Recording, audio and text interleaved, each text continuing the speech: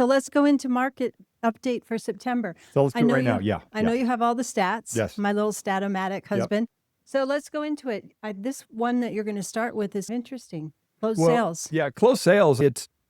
We've been talking about how the market feels steady, but it's not crazy. It's not very busy. This is the chart that I like to show people is if you look at the 12-month and we go back, let's go back 10 years.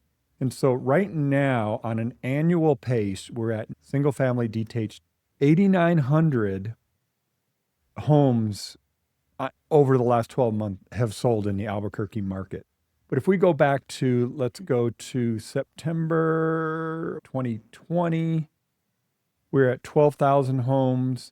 If we go to the crazy days of September of 2021, almost, 13.5. So yes, we've been in some people call it a housing recession in the number of sales, right? But that doesn't correlate to prices. Exactly. But yes. Yeah. Yeah. So the number of sales has been down, but for the month we saw, let me just go back here, 745 single family detached homes sell, which is up a little bit from last year close. It's not blowing the doors off, but it's steady activity. Yeah. No, that's good. That's 745 people who got into home ownership. That's awesome.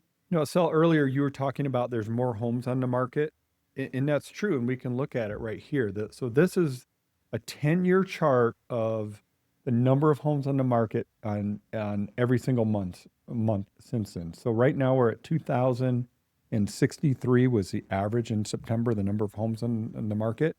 That's up just about 9% from last year. But look at it from 2019, pre-pandemic. Well, right. We're still... Look at it historically. Yeah. If we go back to September of 18, for example, basically 3,200 homes, and we're at like, let's say 2,100 homes right now. So yes, there's more homes on the market, but we're not flooded like we see in some other markets like Austin, some places in Florida, and some other areas. I'm not so sure Austin's flooded or Phoenix, but their prices have come down. That's true. So yes, there's more homes on the market, but I don't know. Be interesting to look at statistically 2019 versus today for Austin, just out of curiosity. Flood is not the right word for sure. I'm going to call you out. Oh, no, that's good. So if you look at this chart, Tego, we're looking at 10 years and you can see the seasonality. But what we see in the news media a lot of times is homes on the market jumps up, way up, right? You hear these inflammatory headlines of so many homes percentage-wise or whatever, but they're not looking at historical, and we're still behind pre-pandemic days. I saw one of those headlines that where foreclosures jumped 15% this year. Yeah, from zero. Yeah, I mean, but how many were there and how many actually, as a percentage of the entire market, it's still way below what would be considered normal number of distressed sellers. Exactly. So go on. I interrupted you. Well, you want to see something shocking? Look at this. This is inventory all the way back to 2006, number of homes on the market. And people talk about, oh, the market's this, market's that. It's like 2008. It's like, yeah, no, it isn't. In September, where is it? Somewhere. 2008. There were 6,400 homes on the market in Albuquerque versus today at 2,000. So, significant. It looks like it probably didn't start even keeping the statistic because the line drops off so fast in 2006. So what happened was we went from a very, very low inventory market, similar to what we had in 2022, and then with all the stuff going on in 7 and 8, we saw this huge surge in number of homes coming on the market. So that's what we're looking at here. Okay. So let's talk about a statistic we don't talk about very much, Tego. Yeah. Which is how many showings houses get, because we know that from the lock boxes that we use, right? The realtors make an appointment using a system, online system, and we can get the numbers of how many showings a house gets. So right now in September, on average, of all those 2,000 or so homes that were on the market, they received 4.3 showings during the month. That's closed sales. These are the ones that actually closed. Oh, actually, no, I take that back. No, this isn't. This is all the entire market, not the just entire, closed. not just closed. Not just So closed. they yeah. are averaging 4.3 showings. Yep. Do you have statistics, Tego, that shows how many showings they get before they get an accepted offer? Let me just say something about that. On the shows per listing, that's pretty low. That's the lowest we've seen in a while. Yeah. So there's, like Asel, you know that, right? There's not as many buyers in the market right now, but yet it does seem like they're more serious, the ones that are out there. Absolutely. When you're talking to them, yeah. They're not just out looking at houses for the fun of it. They're looking to find a house. Yes, there's a reason why they're looking. Yeah. Anyway, there's not as many casual shoppers as maybe we've seen in other years. Let me just put it that way. Okay, keep going. Okay. The number of showings until the home goes pending. And this one's interesting because what it's saying is, okay, the home's on the market. How many times does it get shown before it actually goes under contract, gets an offer and goes under contract? Well, it's 13 days in September. 12.9, basically 13. Yeah. That's a big disconnect between 4 and 13. Well, it is, but that was the number of showings on average for all the homes on the market was homes. 4. This is Of the houses that went pending, how many? how many showings were there before it went pending. In this case, it's 13. But this is a really good indicator for somebody that actually has their home on the market, because it's saying, okay, you've had your home on the market, you've had 20 people come through your home. Well, you're now way above average on how many showings you get before the home sells, which So means there's some sort of disconnect there, correct. right? How does Like- Either price, condition, location, all the things we always talk about: price, condition, location, marketing. Right. and how does the 12.9 compare to prior years? Is it about the same since September has a similar trend? Well, it's interesting. We see more activity. It bumped up a little bit during the winter in January. It was 14 days, not a big difference there. But compared to other years, it's very similar. Let me get back to, let's go to September last year, basically exactly the same. So the number of showings before the home sells is in line with previous years. I've got another way to look at it here. Let me pull up that chart. So September of this year, like I said, it was 13. Last year, it was 12.6. In 2023, it was 11.5 for September.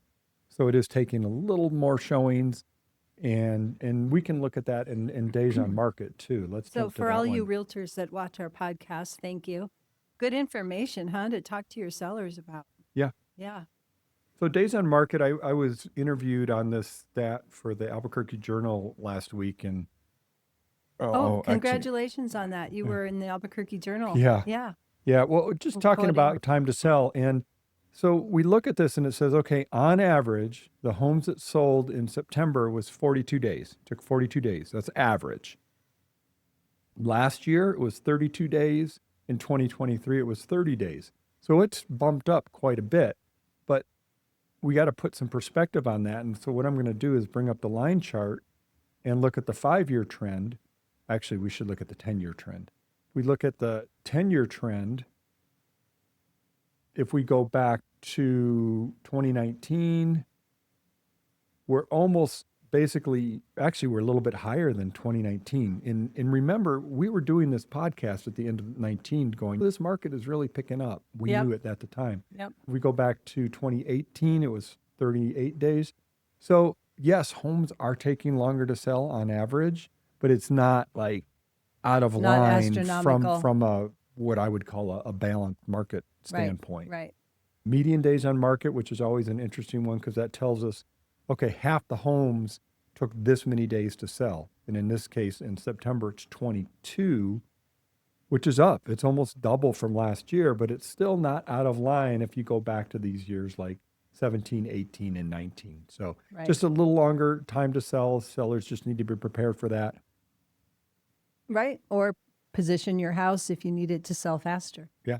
Position it. What do you mean by position it? Well, for location, condition, and all the other things, the marketing. If you need to price it right, or if you need to stage it, or if you need to do some work on it to make sure it shines, or if you need to declutter or put things away or move out and repaint and clean, whatever it might take to make it be the one that sells on the right timeline for you.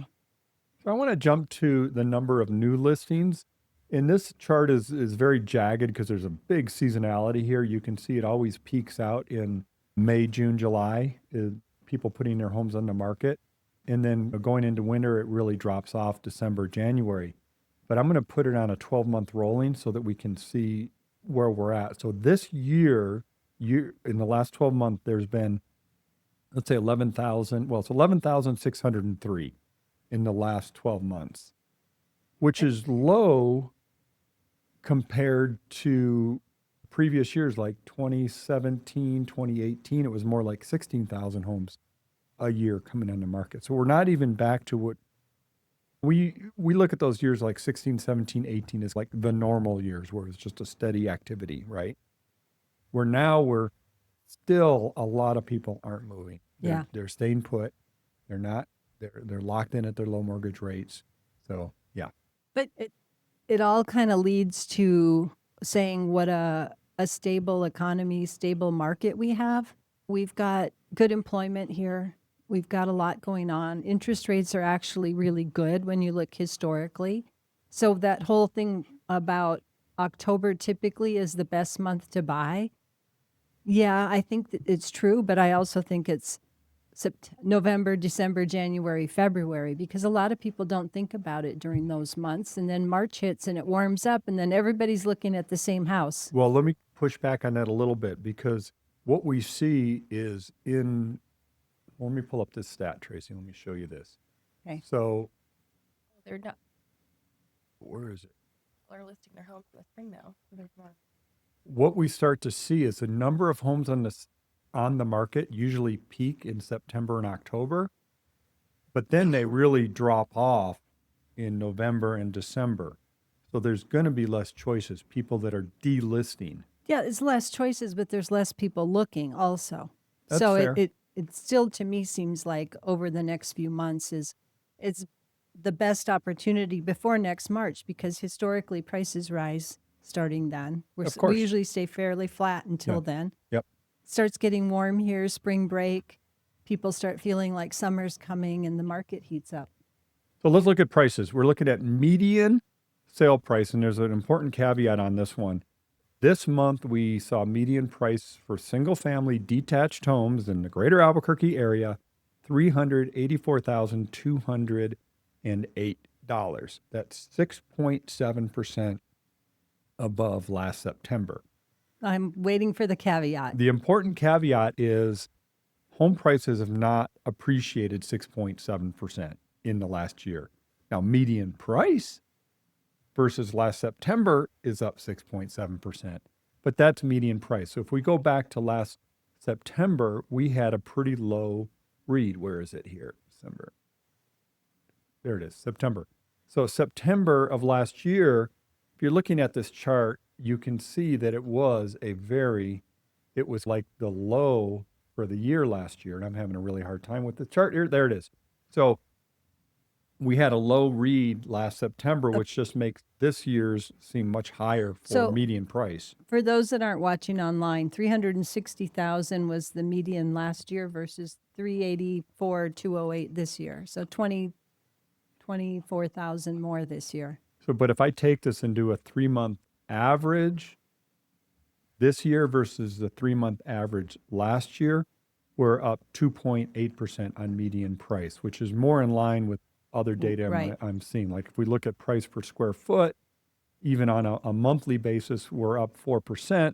But if we do, again, that 3-month rolling, it's 2.9% median price per square foot. It's a really good way to look at it, which isn't easy. You've done a good job really digging through and making it real. Yeah. Median price is better than average, but price per square foot is better than all of them. Median price and average price. So anyway, yeah. Yeah. There's a gazillion different ways to track market data, but some are market prices. But right now, we're somewhere in this mid 2 to mid 3% price appreciation range in our market. Well, good market update, Tego. Thank you for that. It's all really good information. And basically the summary, like if you had to give one elevator pitch on the overall, This is what a balanced market looks like. there we go.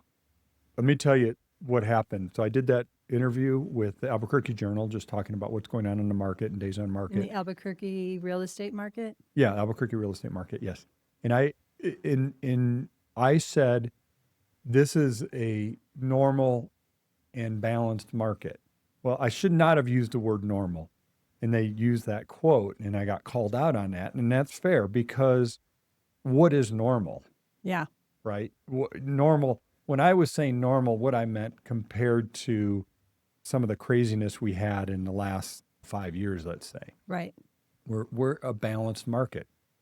I don't think there's an oversupply of homes. I don't think there's an oversupply of buyers. We've reached this kind of equilibrium in our market. Now that could change drastically if we see interest rates drop, Right. anything substantial. Yep. Well, even not so substantial. I I mean, think- we see it when the news changes, we see more buyers saying, I think it's time.